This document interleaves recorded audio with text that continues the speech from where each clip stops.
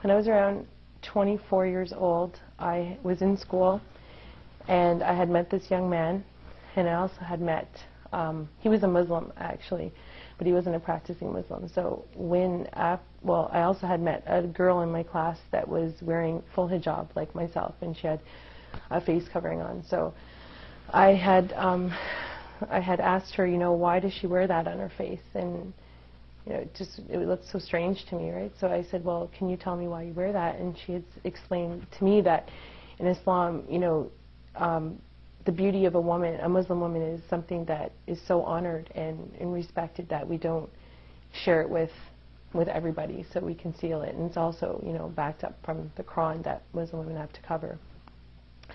So I thought that was interesting. So then I said, okay, fine. I left it, and I had a relationship with this man at school. He was like a boyfriend. So I had later. I also had another friend. I'm not going to mention his name, but he was an Arab and he was Christian, and he thought, I guess at the time, that I was going to convert to Islam because I had this boyfriend, and even though I had no interest really about Islam, right? So he actually prompted me to learn about Islam because he used to bring, he used to work at this gas station close to my neighborhood, and he used to bring me information protesting, going completely against Islam, saying that Muslim women are, I guess I should be honest and say exactly what he said, that are whores, and that they're allowed to have more than one man, right? And this is actually coming from the Quran, he said. So I said, to this guy, I'm like, I really don't think that's true. I said, because my reference point back to the girl at school, I said, it doesn't make any sense, right? And I said, why would she cover if she was promiscuous? So I said, well, I don't know about that. So I said, and I guess in his mind, he was trying to get me away from, converting, because he thought, because of this Muslim boyfriend, he was going to marry me, or it was like he was in a panic, telling me, bringing literature to me. He would bring literature to my mother at the store and pass it up to my mother. So I said, I don't even want to read this. I said, I'm not interested in anything about this. So anyway, I just said, I got fed up, and that made me interested. So I decided to go to the mosque and find out about what Islam was. And to be honest, I didn't really find out too much from there. And I thought, from what I did learn, that he was wrong. There was nothing in the Quran that stated that Muslim women are allowed to be promiscuous in any way. So I thought my journey ended. But it didn't. It actually just begun from there. So I went back, and I later found out that I was pregnant for the Muslim guy at school, and but he had left me. So I was now 5 months pregnant, and I was on the subway going to this new school. And from there, I looked up. I was sitting on the subway, and I looked up, and I saw Salia, the girl that I had met with the full hijab at school before. And I'm like, oh, I said, hi, how are you? And she's like, fine. And I said, where are you going? And she's like, well, I'm going to this new school. And I said, well, what one? It just so happened that we were both going to the same school now.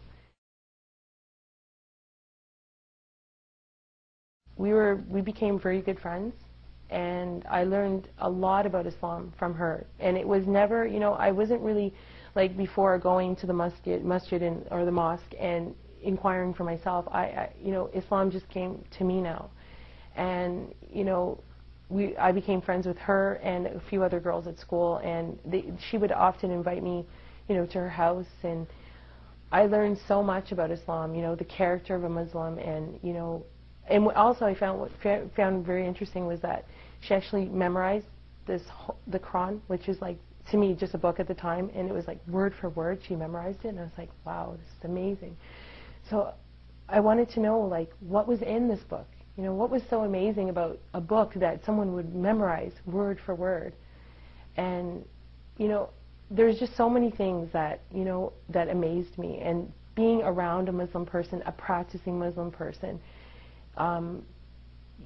do you see the beauty of Islam? And I don't know how to sum that up or give you one particular point, but I would go to her home, and I would see how she would interact, how she would dress, how she would eat, even how she prayed. I mean, I was out with them numerous times where she would, say, oh, Crystal, you know what, I have to go pray. I have to find a place to pray.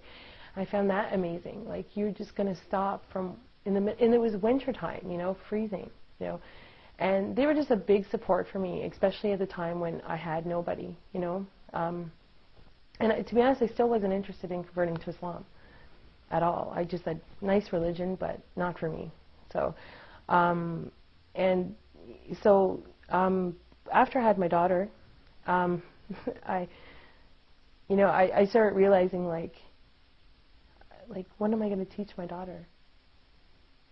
Like, what am I going to teach my daughter? Like, how am I going to grow my daughter up?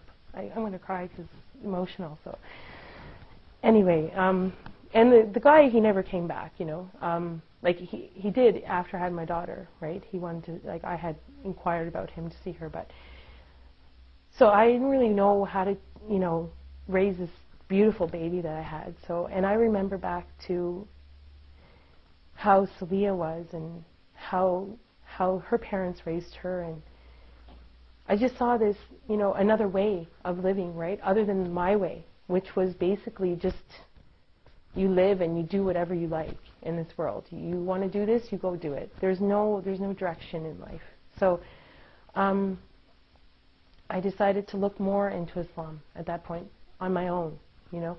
So Celia now got pregnant, and she started working at the masjid just not far from here. And I said, well, Celia, I'm going to pop over, and, you know, every day, because I was home with my daughter, and I said, let me just come over and, you know, we'll talk about the Quran. I want to know more about it. It was hard. It was hard to find the concept of, you know, what is God. And from these experiences that I had at the masjid, I came to realize that there was a God. And, you know, one day I decided, you know, to go to the mosque. My daughter was 6 months at this point, and I was there and I was in the room, and, you know, like, I was serious. I really wanted to know about this religion before I converted, because I never was baptized before. I never had any, you know, conversion to any religion. So I wanted to find out, you know, really, was this for me, you know? And from there, I was there one day, just, you know, like every other day, just visiting her in the office and talking about Islam and God and who He was, and,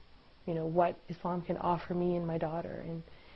And so one day there was a funeral of a baby girl, and from there I just thought, life's so short, you know, like, you have to really make it a decision about where you're going. So I converted that day.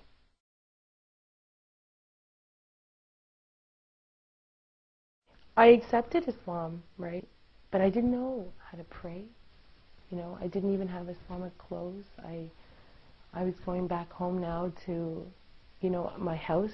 That was my mother. How was I going to explain that to my mother? You know, and there wasn't a lot of support for the new Muslim, because I think, and it's not saying that Muslim people that are born in Islam don't care. I think they care a lot. It's just that maybe there's, you know, not relating to the fact that, you know, she looks like a Muslim.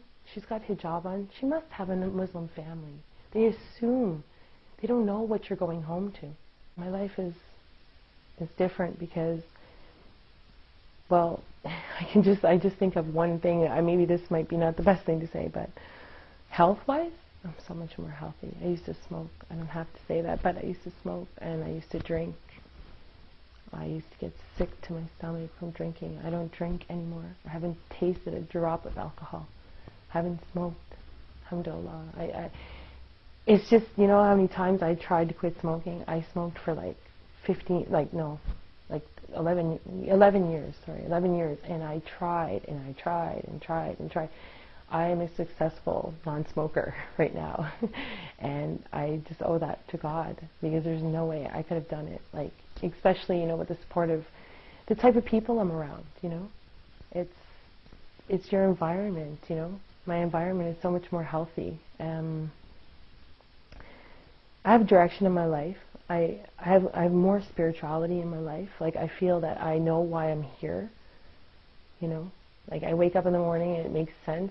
Like, I actually know why I'm here on Earth. Before, it's like you're just here and you're like, what are you doing here? I used to have conversations with my friends, my non-Muslim friends, and say, we would come up with ideas why we're here, but now I know. That gives you direction. That gives you a lot of confidence, right?